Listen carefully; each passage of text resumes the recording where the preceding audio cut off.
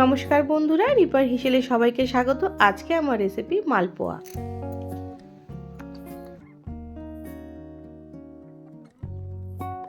তো তার জন্য দিয়ে দেব 1 কাপ ময়দা, সুজি হাফ কাপ, 1/4 কাপ নারকেল কুড়ো, 3/4 কাপ খেজুরের গুড়, 1/8 স্পুন নুন, তার সাথে দিয়ে দেবো 1 চামচ মৌরি। এবার পরিমাণ মতো দুধ দিয়ে গুলে নেব।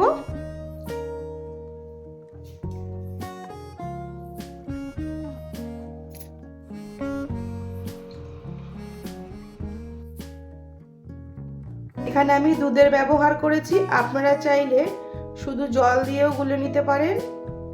এভাবে দুধ দিয়ে মালপোয়া করলে খেতে স্বাদ হয়।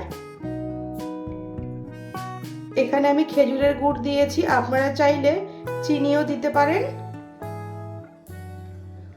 আমি এখানে 3/4 কাপ গুড় ব্যবহার করেছি, আপনারা যদি চান মিষ্টির পরিমাণটা একটু বাড়িয়ে দিতে পারেন।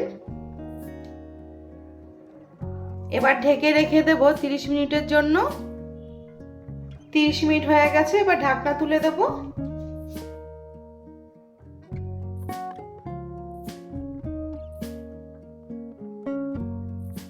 তো ব্যাটারটাকে আমি আরো 2 মিনিট ভালো করে গুলে নেব। ব্যাটারের থিকনেসটা ঠিক এরকম আসবে। তেল গরম হয়ে গেছে, এবার তেলের মধ্যে এক এক করে মালপোয়া ভেজে নেব।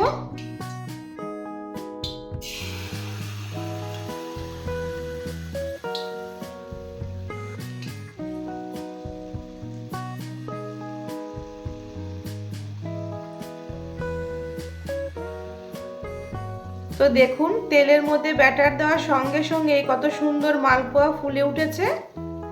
এবার একটা ঝাঁঝরি দিয়ে আমি মালপোয়ার উপরে এভাবে তেল দিতে থাকবো।